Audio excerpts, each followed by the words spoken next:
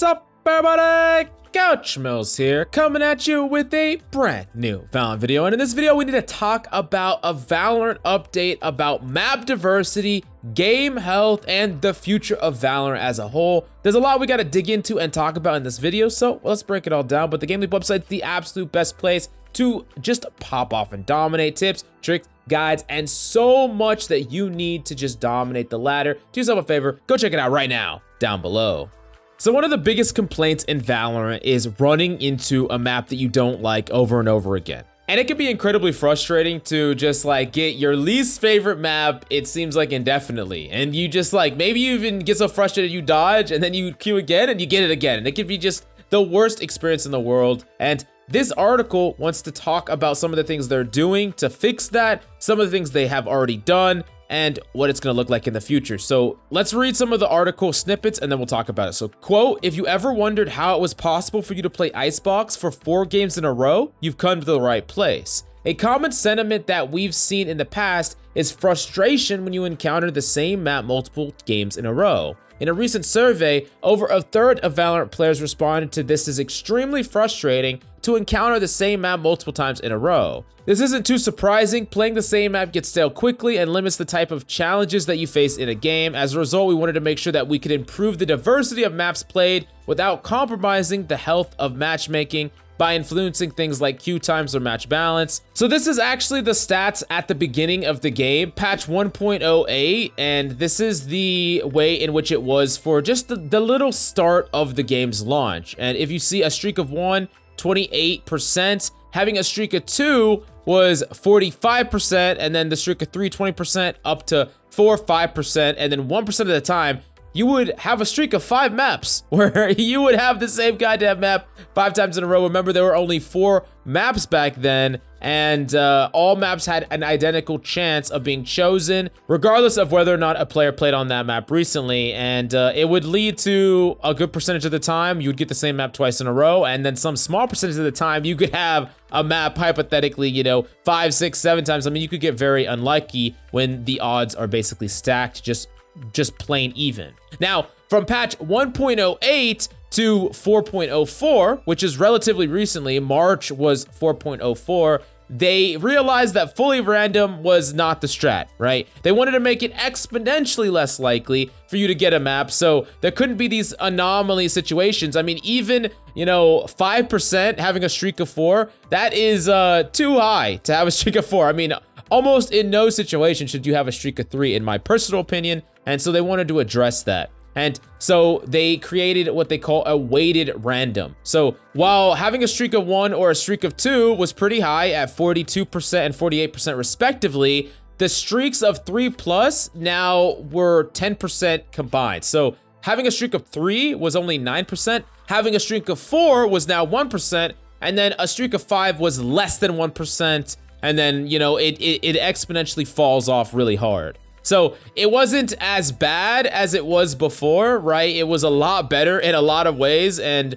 more often than not, you would have a lot less, you know, 4 streaks and 5 streaks in particular, and then of course, 3 streaks were still less than they were before. It was better, but I don't think it was enough. And they wanted to even go a step further, and that's why they have implemented even more things since then in patch 4.04 to now. And it was basically due to a lot of feedback. One of the biggest pieces of feedback was a question that they sent out saying, quote, "How frequently do you feel you are encountering the same map multiple times in a row?" And almost 50% said often, and like 20% said always. And basically like only 30% said sometimes or below. So the majority of people felt like it happened all the time. And I know that that's a little bit, you know, of bias because you obviously, you know, feel it more when you have gotten fractured 3 times in a row than, you know, getting 3 random maps. You don't even think about it, but it should really happen not that frequently. So I do think it was a problem. They realized it was a problem.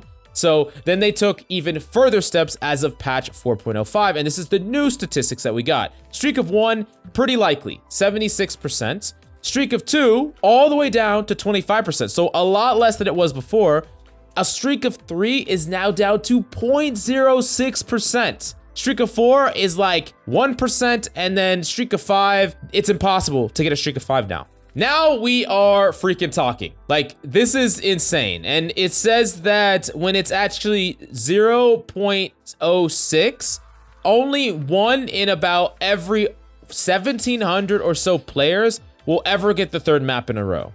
Now, some people might say, hey, that's still unacceptable, but you gotta understand that there has to be a certain amount of wiggle room here. And the reason that they want to do that is because they don't want queue times taking forever. If you make it to where you can never have a 2 streak, like imagine if they did that. You can never have a 2 streak. If you played on a map, then all of a sudden the queue times could get more strict. Sometimes the queue times could last a really long time. So they don't really want to do that. They want to handle it in a gradual way that still allows slight amount of wiggle room. And with the pure volume of the people that play Valorant, I think that something like this can work. If the game had like very low multiplayer, you know, traffic, right? You probably couldn't do something like this. Like, you would just have to let players get whatever they got. Otherwise, you would have to put people of really far rank distributions not on the same server, or even, you know, worse than that, they sitting in queue for like 15+ minutes. But you don't have to do that with Valorant, and it seems like this is a pretty good solution. I mean, when we compare this to the first system, I mean, the first system was just a complete joke. I mean, you know, you look at that first system, 20% chance to get a streak of 3, all the way down to a half of a percent almost. Like, that's just so much better. Like, it's ridiculously better. And even a streak of 2 is only like a 24%. So it's doing a lot better. And remember, these stats are only gonna get better as more and more maps enter the pool.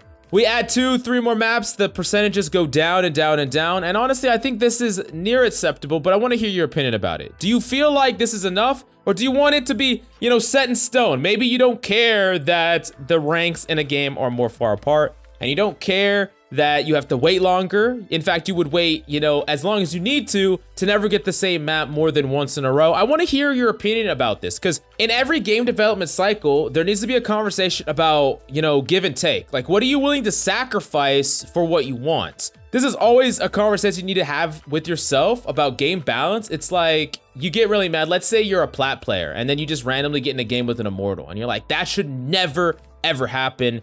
And I don't care if I have to wait 15 minutes for a game, 20 minutes for a game. I don't ever want to be put in a game with an immortal. And your complaint could be valid, but then they cement that into Hearthstone, and then all of a sudden, players are waiting way too long for queues, and then it has unintended consequences, like people don't even want to play, or certain hours of the day, it's basically impossible to find a game depending on the rank you are. Maybe the high rank players can't find a game. You know, there's a lot of consequences. I'm not talking one way or another or putting an opinion out there. It's just important to understand that you can't have everything. And oftentimes when you add a feature, something else has to give. So there has to be a sacrifice. So anyways, I really want you to think about that and let me know what you think about this down below. And for those of you who just need to climb to Diamond, Immortal, or even Radiant, we have helped literally hundreds of people climb to Immortal and beyond. I have had messages of people messaging me that they got into Immortal 3, Radiant, and just have been popping off, starting at incredibly low rank. So if you want to join